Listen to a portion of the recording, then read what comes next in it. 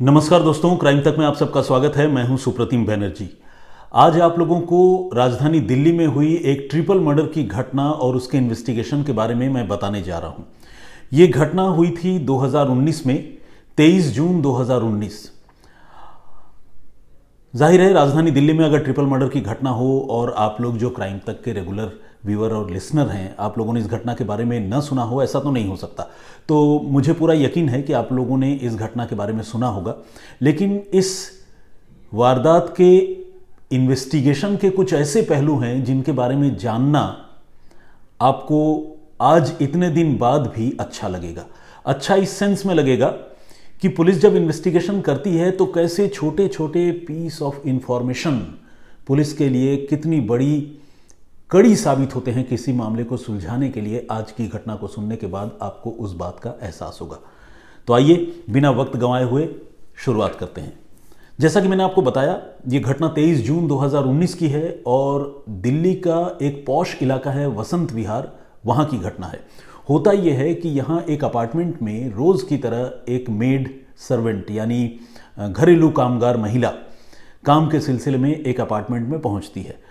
आकर वो देखती है कि अपार्टमेंट का दरवाज़ा खुला हुआ है। वो हैरान हो जाती है क्योंकि आमतौर पर सुबह के वक्त में घर का दरवाज़ा यूं खुला हुआ नहीं रहता था। अब वो बगैर देर किए हुए जब अंदर जाती है ये पता करने के लिए कि घर में रहने वाले लोग कहाँ हैं और दरवाज़ा कैसे खुला हुआ है, तो अंदर थोड़ी दूर जाते ही उसके कदम ठिठक जाते हैं। वो देखती है कि घर में एक नहीं बल्कि तीन लाशें पड़ी है और ये तीनों लाशें उसी मकान में रहने वाले 3 लोगों की हैं। एक हैं बुजुर्ग महिला शशि माथुर की लाश, दूसरी लाश है उनके पति विष्णु माथुर की, वो भी बुजुर्ग हैं जाहिर है, और तीसरी लाश इनके नर्सिंग अटेंडेंट लड़की एक है तकरीबन 20 साल की उम्र जिसकी थी, खुशबू नौडियाल, उसकी है। और तीनों को चाकुओं से मारा गया है और जिस तरह से इन पर चाकुओं से हमला किया गया है और जिस अमाउंट में उस मौका वारदात पे जिस तरह से खून बिखरा हुआ है, उसे देखकर लगता है कि कातिलों ने यहाँ खुलेआम खून खराबे का खेल खेला है। तो बहुत ही विभत्स दृश्य, जहाँ 3 लाशें, खून ही खून। अपार्टमेंट के अंदर जब ये मंजर वो मेड सर्वेंट देखती है तो वो घबरा कर चीखती हुई बाहर निकल आती है। आस पड़ोस के लोगों को पता चलता है कि मेड चिल्ला रही है। पड़ोसी पूछते हैं भाई क्या हो गया। तब वो बताती है कि अंदर ऐसे ऐसी बात है, लाशें पड़ी हुई हैं, अंकल आंटी मरे हुए हैं और उनके साथ जो नर्सिंग अटेंडेंट थी उसका भी मर्डर हो गया है। अब देखते ही देखते वहाँ लोगों की भीड़ जमा हो जाती है। पुलिस मौका वारदात पर पहुँचती है और पुलिस पहुँचकर ये देखती है कि जो नर्सिंग अटेंडेंट लड़की है उसकी लाश किचन में पड़ी हुई है और ये जो बुजुर्ग दंपत्ति हैं, माथुर दंपत्ति, इनकी लाश जो है उनके बिस्तर पर। इस सीन ऑफ क्राइम को देखकर ये लगता है कि शायद कातिलों ने इस घर पर तब हमला बोला था जब वो लड़की किचन में थी, कुछ काम कर रही थी और बुजुर्ग दंपत्ति जो है वो सो गए थे या सोने की तैयारी कर रहे थे, क्योंकि उनकी लाशें बिस्तर के ऊपर मिली है और वहीं पर उनको चाकू मारे गए हैं। उस जगह पर जिस तरह से खून बिखरा हुआ है उसे देखकर यही लगता है। पुलिस अब इस कत्ल के पीछे की वजह यानी मोटिव को समझने की कोशिश करने लगती है कि इसके पीछे का रीज़न क्या है। क्या कोई पुरानी दुश्मनी है, क्या परिवार में प्रॉपर्टी को लेकर कोई मारामारी है, कोई नाराज़ था क्या, या लूटपाट का एंगल है, क्या हो सकता है। पुलिस सारे एंगल को एक्सप्लोर करने लगती है। दिल्ली पुलिस के बारे में कहा जाता है कि दिल्ली पुलिस बहुत ही प्रोफेशनल और बहुत ही स्मार्ट पुलिस है। अभी आने वाले कुछ समय बाद आपको पता भी चलेगा कि हाँ, दिल्ली पुलिस कितनी स्मार्ट है और कितनी प्रोफेशनल है। तो खैर, मौका वारदात पर पुलिस को बीड़ी के कुछ अधजले टुकड़े, सिगरेट का एक पैकेट, शराब के 2 आधे भरे हुए ग्लासेस, ये सारी चीज़ें मिलती हैं। यहाँ तक कि जिस कमरे में वो नर्सिंग अटेंडेंट रहती थी, 20 साल की लड़की खुशबू नौडियाल, ये सारी चीज़ें उसी कमरे में थी और खुशबू नौडियाल का जो तकिया था सोने का, उसके नीचे एक कॉन्डोम का पैकेट भी मिलता है। ये सारी चीज़ें इंडिकेट कर रही थी कि इस घर में जो भी लोग आए थे वो खुशबू नौडियाल को जानने वाले थे। यही वजह है कि घर में घुसते वक्त कातिलों ने कोई तोड़ फोड़ नहीं की, क्योंकि दरवाजे पर कोई इस तरह के फोर्सफुल एंट्री के निशान भी नहीं थे। आसपास के किसी रहवासी ने, किसी निवासी ने घर में घुसते वक्त कोई शोर शराबा होना या लड़ाई झगड़ा होना जैसी बात लास्ट नाइट को सुनी भी नहीं थी, नोटिस भी नहीं की थी। और जिस तरह से नर्सिंग अटेंडेंट खुशबू नौडियाल के कमरे में ये सारी चीज़ें, बीड़ी सिगरेट के अधजले हुए टुकड़े, शराब की बोतल, कॉन्डोम का पैकेट, ये सारी चीज़ें पड़ी हुई थी, उसे देखकर लग रहा था कि शायद खुशबू की जानने वाले कुछ लोग जो हैं, खुशबू के जानने वाले कुछ लोग ही आए थे जिन्होंने खुशबू की भी जान ली और साथ ही साथ माथुर दंपति की भी हत्या कर दी। तो मामला यकीनन बहुत ही कॉम्प्लिकेटेड था और पुलिस इस मामले की तफ्तीश करने लगी।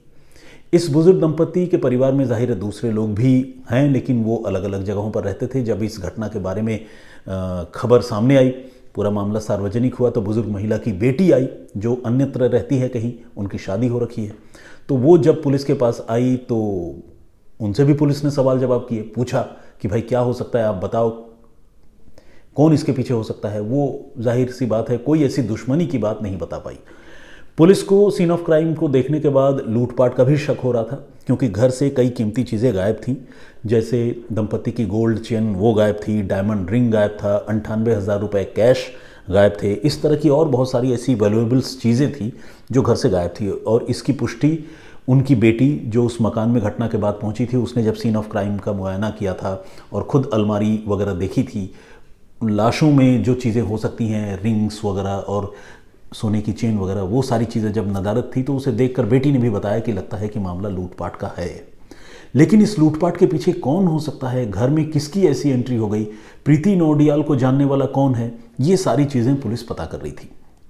जाहिर है पुलिस जो नर्सिंग अटेंडेंट की डेथ हुई थी उसके वेयर अबाउट्स के बारे में भी पता कर रही थी, क्योंकि सीन ऑफ क्राइम को देखकर तो यही लग रहा था कि जो भी कातिल थे वो नर्सिंग अटेंडेंट को जानने वाले थे। पुलिस अब नौडियाल के घर वालों से, उसके पेरेंट्स से, परिवार के लोगों से प्रीति नौडियाल के बारे में ज़्यादा से ज़्यादा जानकारी जुटा रही थी, उसके दोस्तों के बारे में पता कर रही थी, कोई नोन आदमी जो यहाँ उससे मिलने जुलने आता हो उसके बारे में पता कर रही थी। लेकिन लाख कोशिश करने के बावजूद पुलिस को प्रीति नौडियाल के एंगल पर भी कोई लीड नहीं मिल रही थी। मतलब पुलिस जो है उस तरफ भी आगे नहीं बढ़ पा रही थी और पुलिस को प्रीति नौडियाल से रिलेटेड कोई भी ऐसी जानकारी या इन्फॉर्मेशन जो उसके मिलने वाले हैं, मौका वारदात पर आ सकते हैं, वो पुलिस को नहीं मिल पा रही थी। तो खैर मामला जैसा कि मैंने आपको बताया कॉम्प्लिकेटेड तो था ही। इस बीच जो माथुर दंपति है उनकी बेटी ने पुलिस को सवाल जवाब के दौरान एक बात बताई, और ये बात उन्होंने तुरंत नहीं बताई, क्योंकि जाहिर है सारी बातें किसी भी इंसान को फ़ौरन याद आ जाए और वो इंसान ये सोचे कि इस बात का मेरे माता पिता के मर्डर से कनेक्शन हो सकता है, ऐसा आमतौर पर नहीं होता।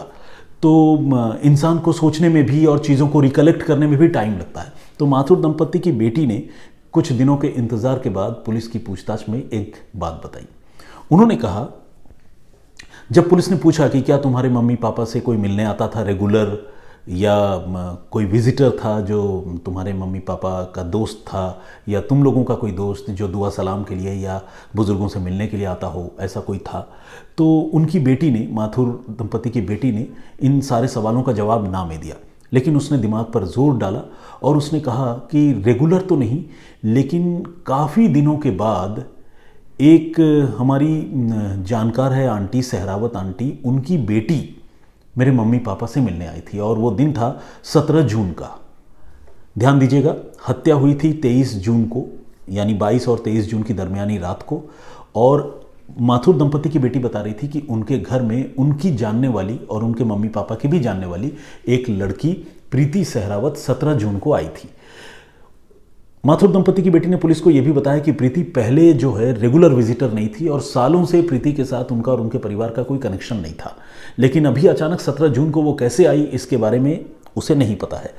प्रीति के बारे में जब पुलिस ने जानकारी जुटाई तो ये पता चला कि प्रीति की माँ NDMC यानी न्यू दिल्ली म्यूनिसिपल कॉरपोरेशन में काम करती थी, और ये जो माथुर दंपति है इनमें जो महिला है शशि माथुर, वो भी NDMC की फॉर्मर एम्प्लॉय थी।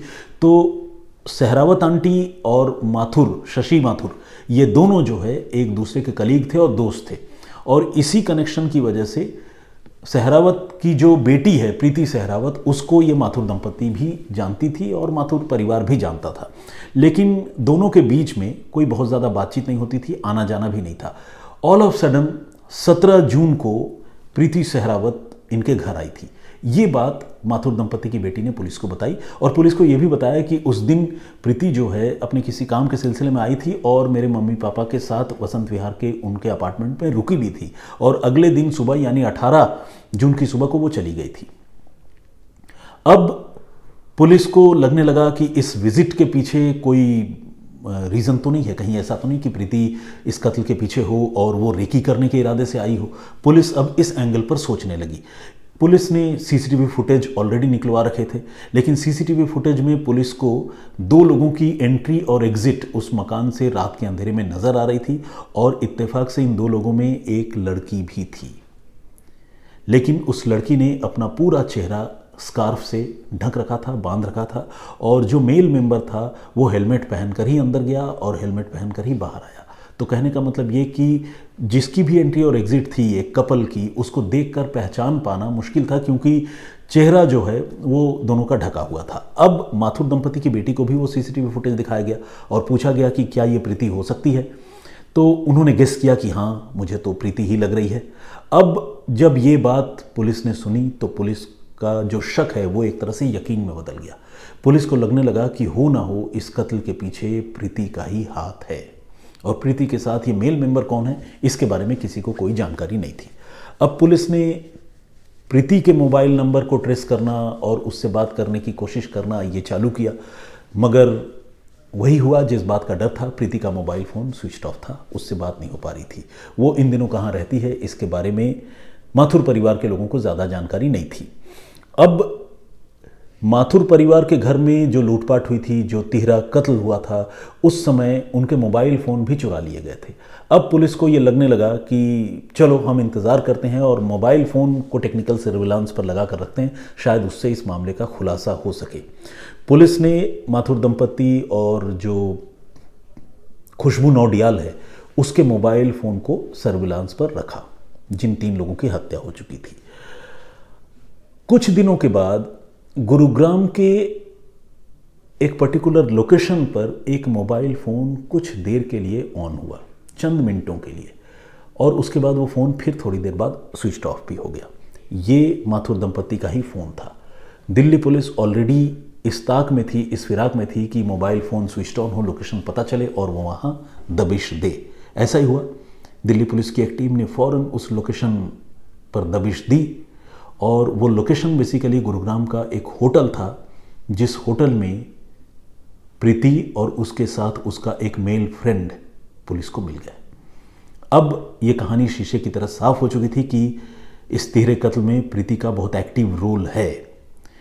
प्रीति को फौरन पुलिस ने गिरफ्तार किया, उसके साथ उसके मेल फ्रेंड जो उसका लिव इन पार्टनर भी था जिसका नाम मनोज भट्ट है, उसको भी पुलिस ने उसी जगह से गिरफ्तार किया। इन दोनों ने गुरुग्राम में एक होटल का कमरा किराए पर लिया था कुछ दिनों तक स्टे करने के लिए, रहने के लिए, और उसी किराए पर कमरा लेने के दौरान उन्होंने अपना मोबाइल फ़ोन थोड़ी देर के लिए, माथुर दंपति के जो लूटे गए फ़ोन थे उसमें से एक फ़ोन उन्होंने थोड़ी देर के लिए ऑन किया था। क्यों ऑन किया था, क्या कोई यूपीआई पेमेंट या कोई ऐसी वजह से किया था या नहीं, इसका तो नहीं पता, लेकिन उन्होंने फ़ोन थोड़ी देर के लिए ऑन किया था और बस ये ऑन करना उनके पकड़े जाने की बहुत बड़ी वजह बनी।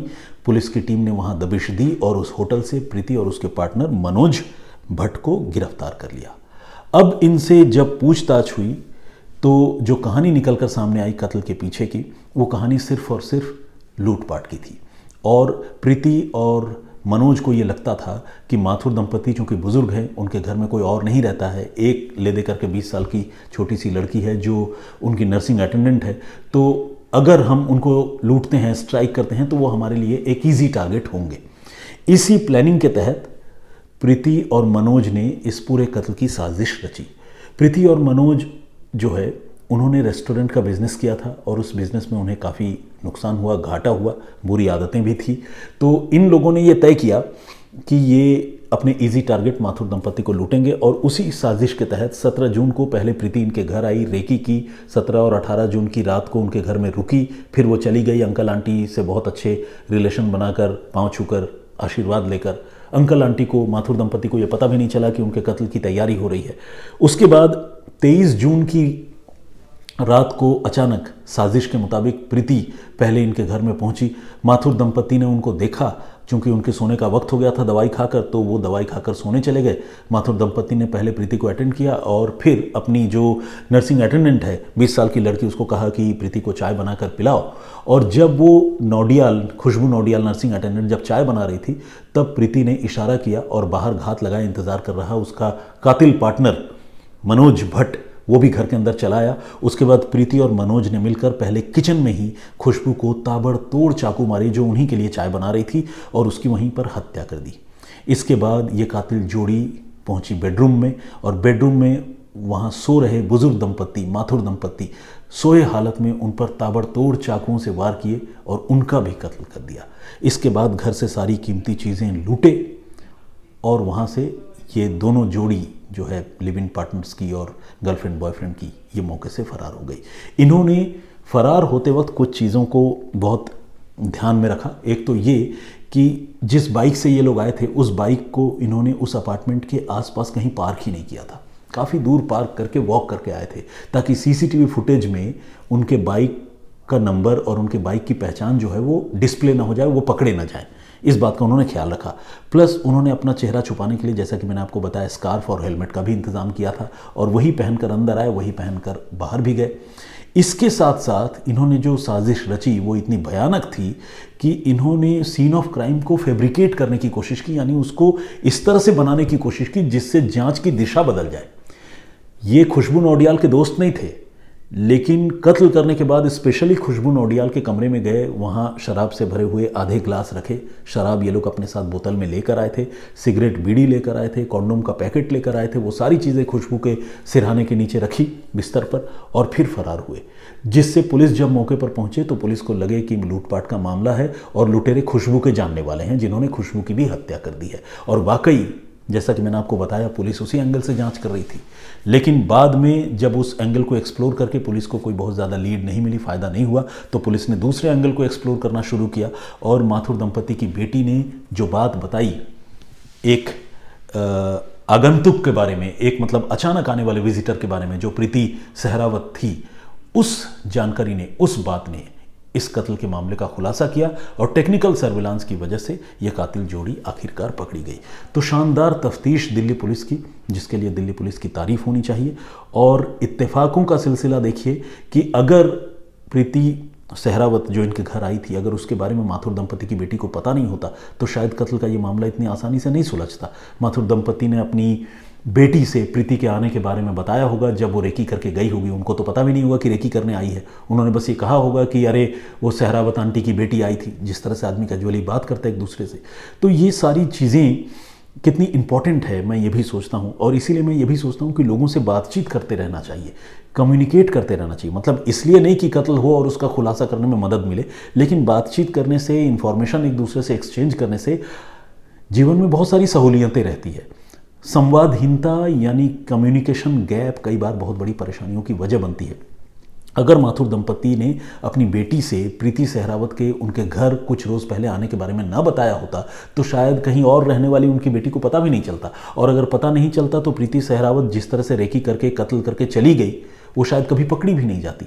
लेकिन परिवार में बॉन्डिंग थी, बेशक वो अलग रहती थी, शादी हो चुकी थी, लेकिन मम्मी पापा से बात होती थी। और देखिए इन्हीं इत्तेफाकों की वजह से इस कत्ल के मामले का खुलासा हुआ। तो एक शानदार इन्वेस्टिगेशन था ये, जो मुझे लगा कि आप लोगों से मुझे शेयर करना चाहिए। आज के लिए इतना ही। एक स्टोरी मैंने कल आप लोगों को सुनाई थी, जिसमें मैंने आपको बताया था कि सोशल मीडिया पर एक पिता ने अपने बेटे की लाश की तस्वीर देखी और वो थाने पहुंचे, थाने में रिपोर्ट लिखवाई, लेकिन पुलिस ने उनके बेटे को जिंदा बरामद कर लिया।